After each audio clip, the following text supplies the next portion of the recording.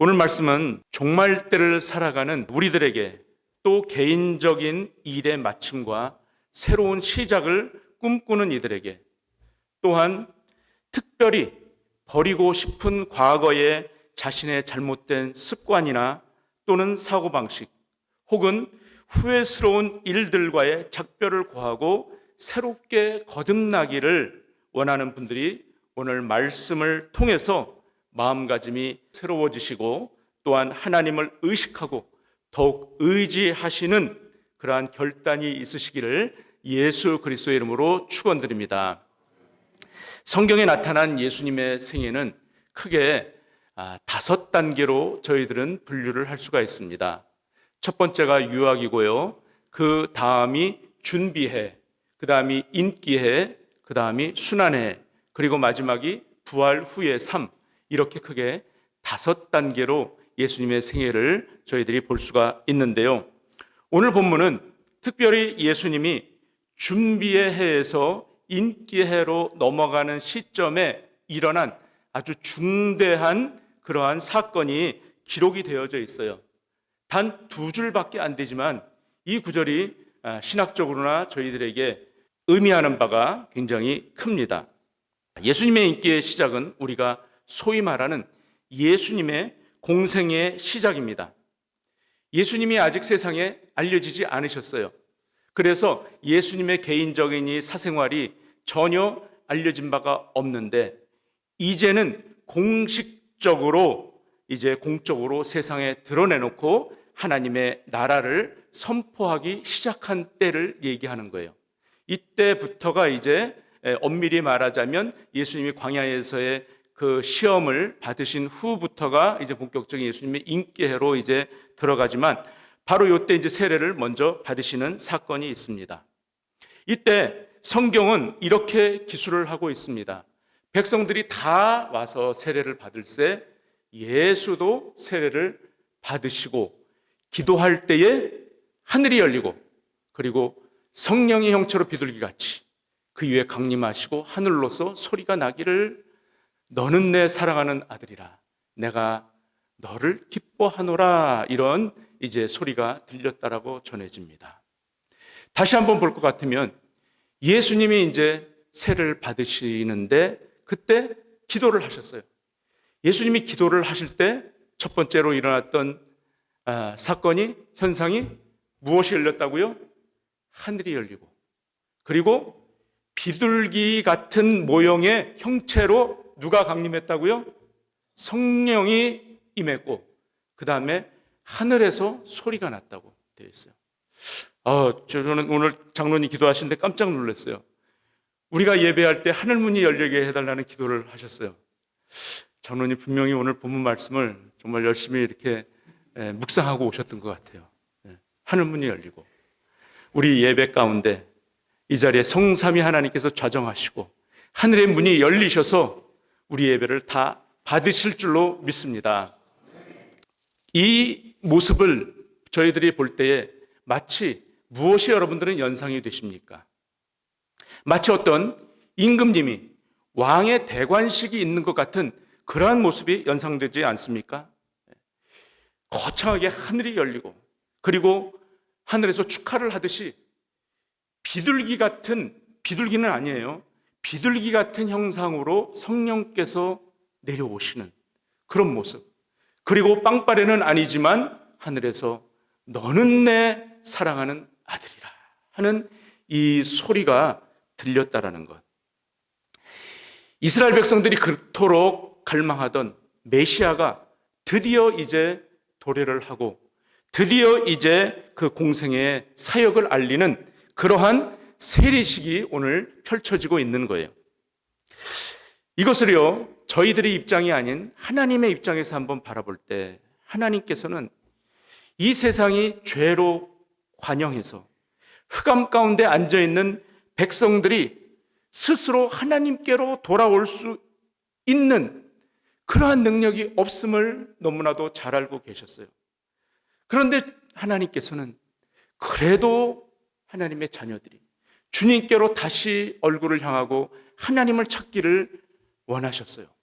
그러나 기다리는 그 오랜 세월의 기다림 끝에는 역시나 돌아오는 사람들은 없었던 거예요. 그래서 주님께서는 이제 더 이상의 방법은 없구나. 내 사랑하는 아들이라도, 이 독생자라도 내가 직접 인간들에게 내어줘야 되겠구나 하는 그러한 마음을 먹으셨던 것을 이제 실행으로 옮기는 그날이 바로 오늘 본문에 나와 있는 것입니다. 자, 사실 예수님은 전혀 세례를 받으실 만한 이유도 없고 세례를 받으실 필요도 없는 거예요. 자, 세례가 무엇입니까? 여러분들, 세례가 뭐예요? 죄사함이죠. 죄사함. 한마디로 말해서 죄사함이에요. 죄를 사해 주는 거예요. 정결의식이에요. 유대 백성들에게는 정결의식이라는 게 있었어요. 그런데 세례 요한은 한 번씩 세례를 줌으로 인해서 나는 물로 너희들을 회개케 하기 위해서 물로 세례를 주거니와 내 뒤에 오시는 이는 나는 그의 신들매도 감당을 못하겠다. 신발을 들 수 있는 자격조차 없는 사람인데 내 뒤에 오시는 분은 나보다 능력이 크신데 그분은 무엇으로 세례를 준다고요? 성령과 불로 세례를 준다.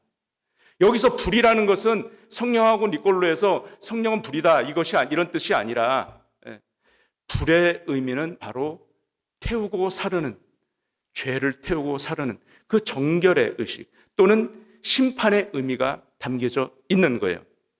그래서 사실이 예수님의 이 세례는 세상의 죄를 씻기는, 예수님이 세례를 직접 인간들과 똑같이 받으심으로 인해서 세상의 죄를 도말하시는 그러한 모습을 저희들에게 이제 떠올리게 하시는 거죠.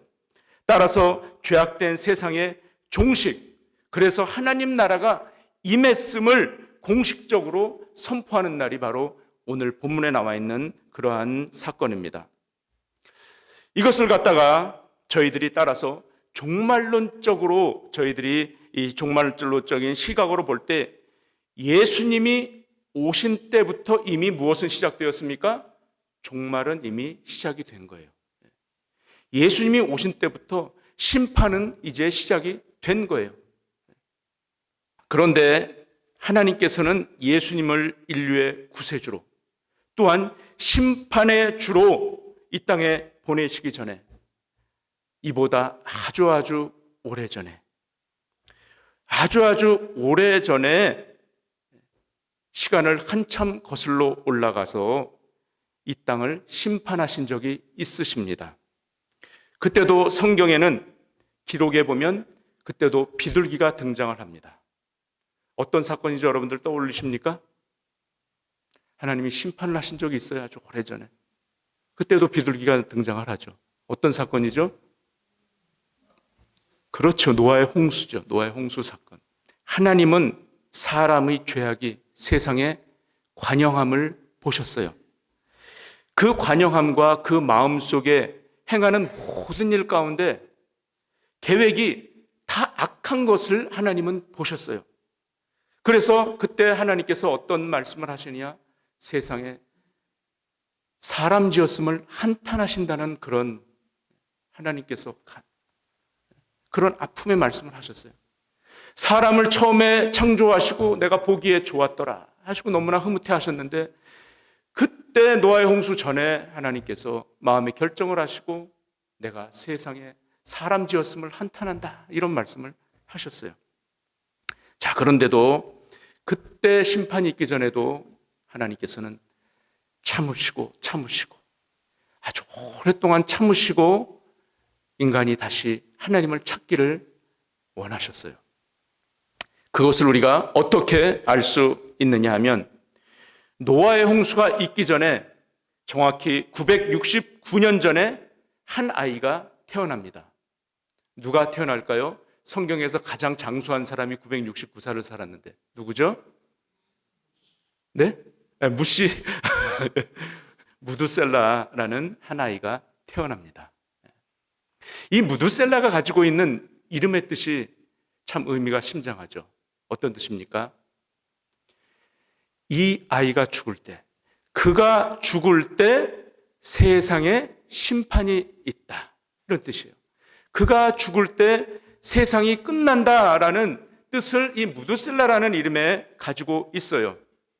그런데 더 재미있는 것은요, 무드셀라의 아버지, 그리고 이 노아의 증조부가 되는 사람이에요. 누굴까요? 성경에서는 이 사람의 타이틀이 하나님과 동행했다라고 나와요. 누굽니까? 무드셀라의 아버지 에녹이죠. 에녹이라는 사람이 나와요. 에녹이라는 사람은 성경에서 300년 동안 하나님과 동행했다라고 아주 강조를 하고 있어요. 그런데 에녹은 300년을 산 것이 아니고 365년을 사는 사람이에요. 그러니까 에녹이 65세 되던 해에 누구를 낳은 거예요? 무드셀라를 낳았어요. 그때부터 이제 에녹은 이제 하나님과 동행을 하게 된 거예요.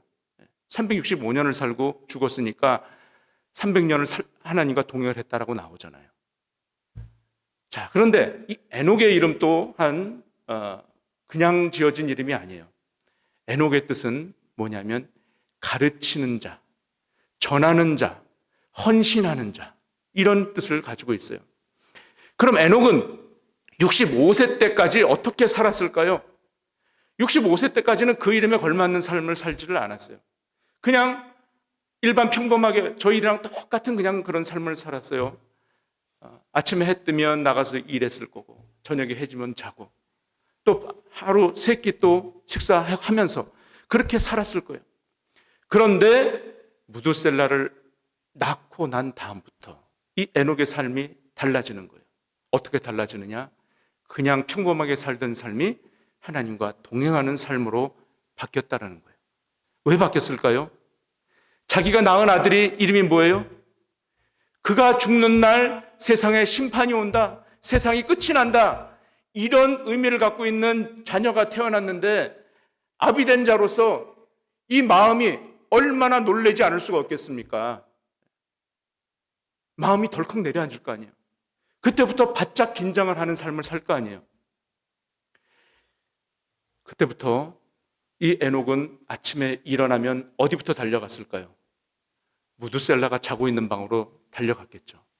그래서 아이가 숨소리가 제대로 나고 있나, 귀를 대고 심장 소리를 들어봤을 거 아닙니까?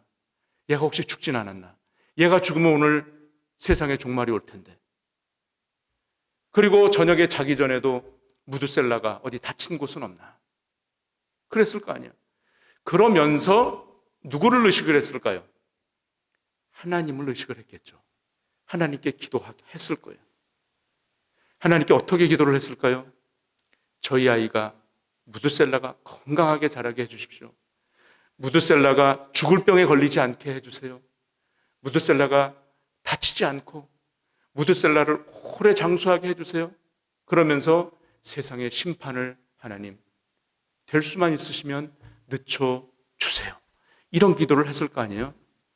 에녹은 300년 하나님과 동행하고 죽음을 보지 않고 하나님께서 이제 올렸는데, 그리고 그 후에 정확하게 669년에 무엇이 터집니까? 바로 노아의 홍수가 터지는 거예요. 이때 바로 이 무드셀라의 그러니까 손주가 되는 노아의 나이는 600세가 되는 거예요. 600세. 그러니까 정확히 무드셀라는 969세를 이제 살고 노아의 홍수 때 이제 세상을 떠나게 되는 거죠. 노아의 홍수 사건은요, 세상에 이 종말이면은 분명해요. 끝이었어요. 그러나 세상의 끝은 다른 세상의 다른 세계의 시작을 가져왔습니다. 하나님은 노아를 택하시고 그를 통해서 다시 세상을 시작하셨기 때문입니다. 저는요, 이 말씀을 묵상하는 가운데 어떤 생각이 들었냐면, 하나님께서 세상을 다시 시작하신 이유가 노아라는 사람을, 노아도 당대의 의인이었다라고 하는데, 노아라는 사람을 택하긴 택했지만 하나님은 이미 마음에 이미 결정을 하셨잖아요. 노아 전부터. 누구와 동행할 때부터요? 에녹하고 동행할 때부터. 하나님은 이 에녹과의 그 동행을 너무너무나 아마 기뻐하시고 그 에녹과의 동행이 너무나 사랑스러우셨을 것 같아요. 그래서 그토록 사랑의 동행을 아마 그리워하시지 않았을까?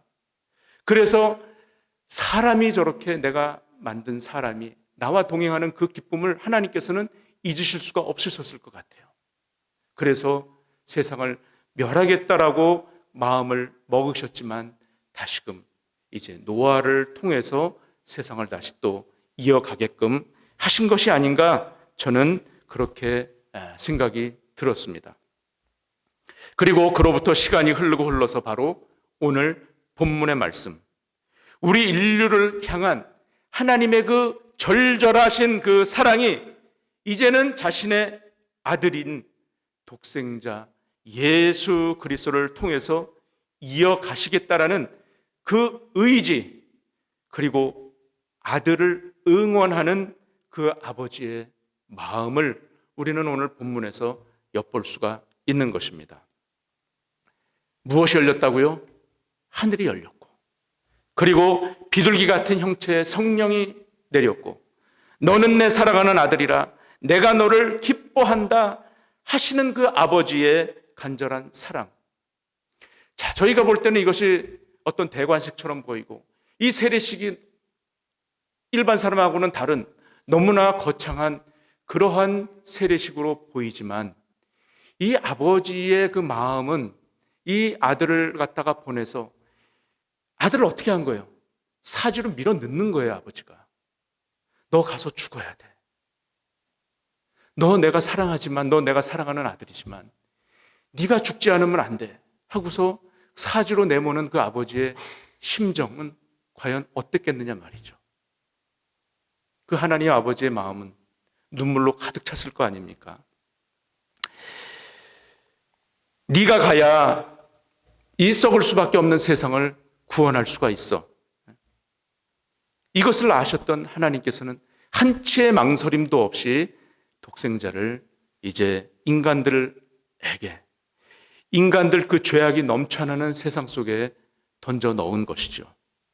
자, 그런데요, 우리가 오늘 여기서 주목해야 할 것이 있습니다.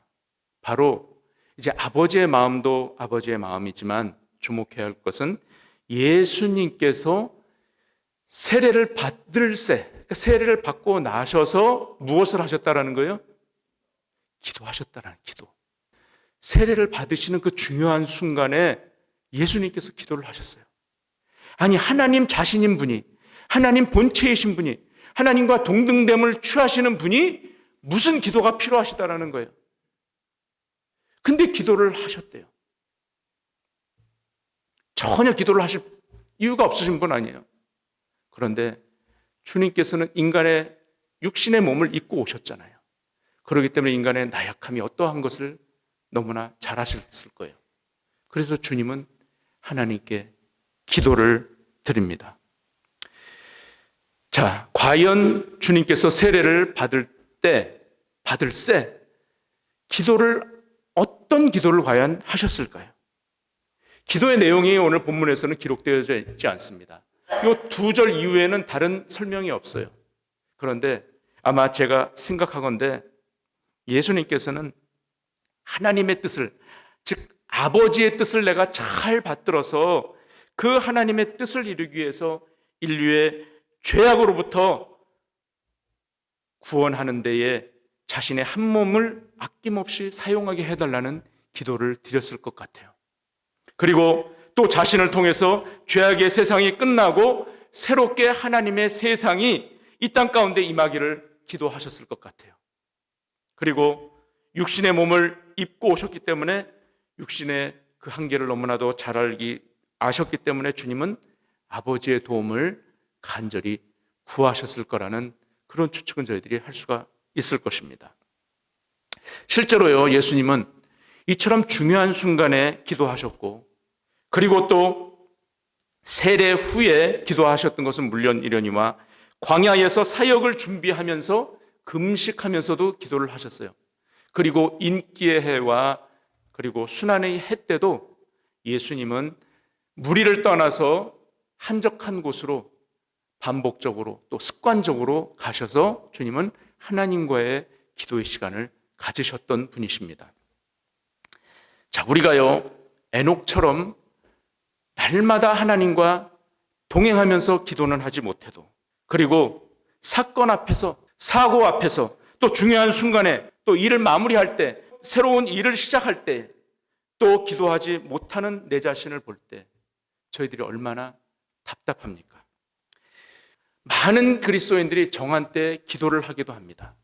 그러나 정작 중요한 일이 닥치면 오히려 더 기도를 못하는 경우가 많아요. 왜요? 염려와 근심이 먼저 엄습을 하기 때문에 기도를 놓치는 경우가 많단 말이죠.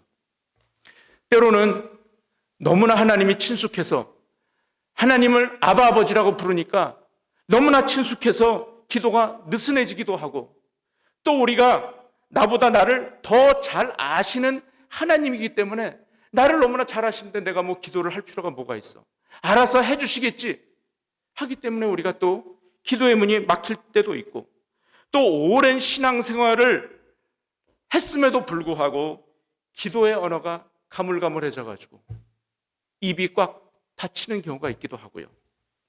그러다 또 어느 날 갑자기 맞닥뜨리는 내가 감당할 수 없는 슬픔과 아픔이 찾아오면 짐승처럼 목 놓아 울부짖으면서 또 기도할 때도 있지 않습니까? 어떠한 경우가 됐던 우리는 기도에서는 손을 놓을 수가 없는 노릇 아닙니까? 기도는 하나님과의 대화라고 그랬고, 기도는 우리의 영혼의 뭐라고 그럽니까? 호흡이라고 그러잖아요. 그런데 우리는 기도를 너무나 잊고 살고, 제가 참 요즘에는요, 기도를 이렇게 열심으로 하시는 분들을 제가 참 보기가 힘들어요. 저도 역시 마찬가지고. 그게 왜 그럴까? 왜 그럴까를 고민을 많이 해봤어요. 그래서 제가 기도에 대한 설교를 언젠가는 해야지, 내년부터 시작을 할까? 그러다가 더 미룰 수가 없겠더라고요. 그 이유가 뭔 것 같으십니까, 여러분들은? 저는 그 이유를 우리가 너무나 편하기 때문인 것 같아요. 너무나 안락한 삶을 살기 있기 때문에 기도를 할 필요가 없는 것 같아요. 기도를 그냥 자연스럽게 잊어버리는 것 같아요. 늘상 이제 정해놓고 기도하시는 분들도 계시잖아요. 그런데 그거라도 마저 없으면 그냥 우리는 신앙생활이 참 그냥 종교인으로서의 삶을 살고 있는 거 아닌가 하는 그런 생각을 갖게 되지 않습니까? 자, 우리가 본문에서 또 놓쳐서는 안 될 것이 하나가 더 있습니다. 뭐냐면 기도하실 때에 무엇이 열렸다고요? 하늘이 열렸대요. 하늘이. 반대로 말하면요, 하늘이 열릴 때까지 기도하셨다라는 얘기도 될 수가 있어요. 하늘이 열릴 때까지 기도를 하셨다. 그리고 또 한 가지 있습니다. 세례를 받으실 때 성령이 임한 것으로 저희들이 알고 있지 않습니까? 그런데 세례를 받으시고 다음에 뭘 했다고요? 기도하셨잖아요. 그때서야 성령의 형체로 비둘기같이 그 위에 강림하셨다라고 되어 있어요. 바로 기도는 뭐랑 연결되는 거예요? 성령으로 연결되는 거예요. 기도는 성령의 강림으로 연결되는 거예요. 내가 성령의 충만함을 받기 위해서는 무엇을 해야 됩니까? 기도해야 되는 거예요. 성령의 도우심을 받기 위해서는 기도 안 하면 안 되는 거예요. 그냥 성령이 오시옵소서 불불불불불 이런다고 박수 세게 친다고 손만 뜨거워지지 성령이 오는 겁니까? 우리 안에 성령은요, 물론 두나미스, 능력으로 다이나마이트 같은 파워가 있어요. 성령의 일이에요, 그것이. 그러나 성령께서 오셔서 우리에게 오셔서 하시는 첫 번째 사역을 저희들은 강구를 하고 있어요. 그것이 뭡니까? 누구를 초점하게 하는 일을 하세요, 성령은? 예수 그리스도를 초점하게 하는 일이 성령께서 하시는 첫 번째 일이에요. 그래서 고린도전서 12장 3절에 어떻게 말씀하고 있습니까? 성령으로 아니하고서는 누구든지 예수를 주라 시인할 수 없느니라.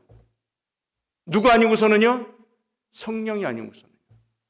여러분들이 예수를 믿는 것, 그리고 예수님을 나의 구주로 인정해 드리는 것, 이것이 바로 누가 하시는 일이에요? 성령께서 하시는 일이에요. 오늘날이요, 수많은 사람들이 대형교회에 몰려갑니다. 대형교회뿐만이 아니라 작은 교회도 마찬가지로 사람들이 몰려가요. 그런데 그 교회 안에는 아직도 신앙의 고백이 없는 사람들이 넘쳐난다는 거예요. 그거 우리가 간과해서는 안 돼요. 예수를 믿는다고 교회에 앉아 있는데 신앙의 고백이 없어. 예수님을 주라고 시인을 안 하고서 주일 되니까 나와서 사람 만나는 게 좋고, 교제하는 게 좋으니까 와서 앉아 있는 거야. 그리고 연수가 가니까 1년 지나고 2년 지나니까 집사 직분을 주네. 난 신앙 고백도 안 했는데 집사야.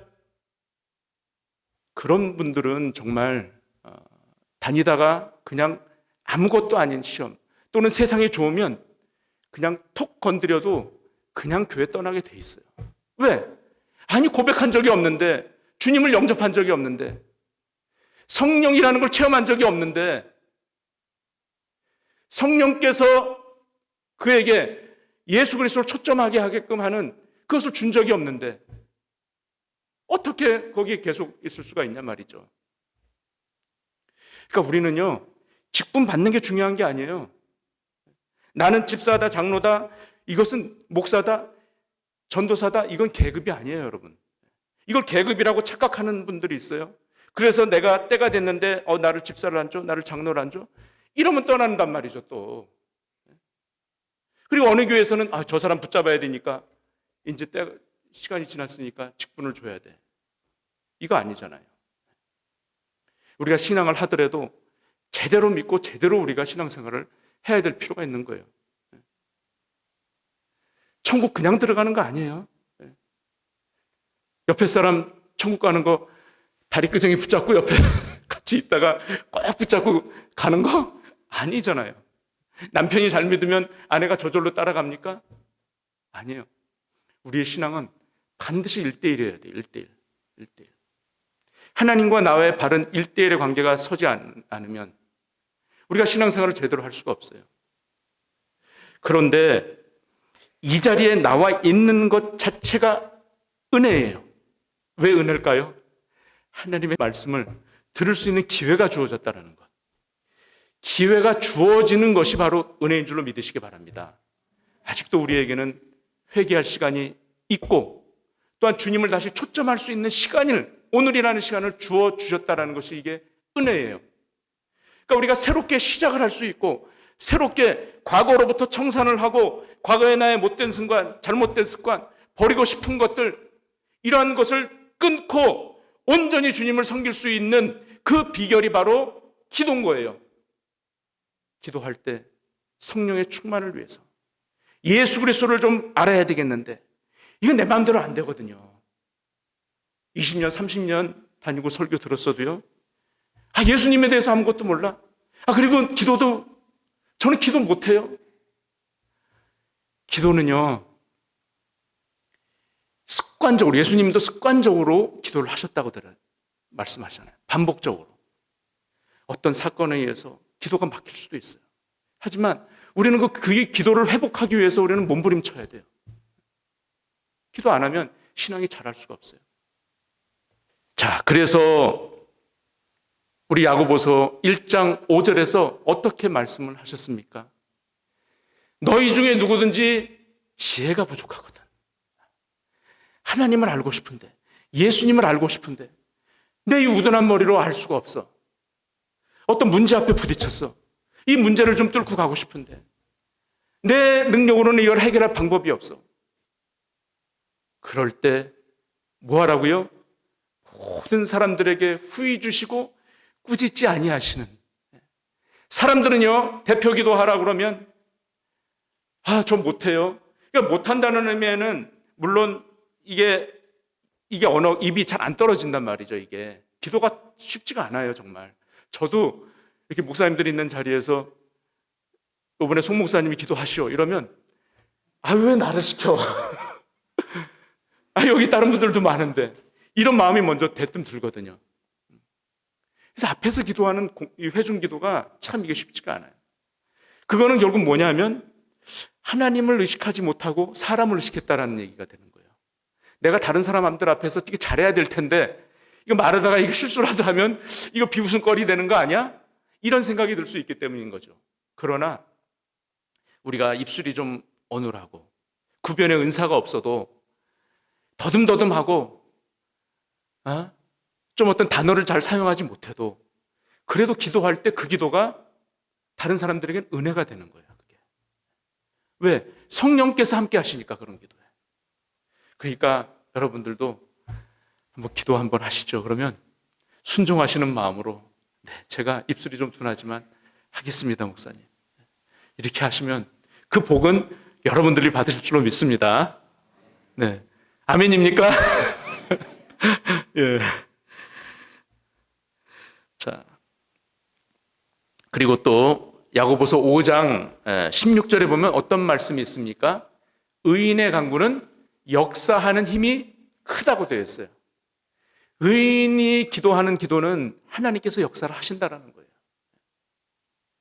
이 의인이라는 것은 다른 것이 아니에요. 내가 어떻게 의인이 될 수가 있어요? 세상에. 세상에나 마상에나 나 같은 사람이 어떻게 의인이라는 칭호를 들을 수가 있겠어요?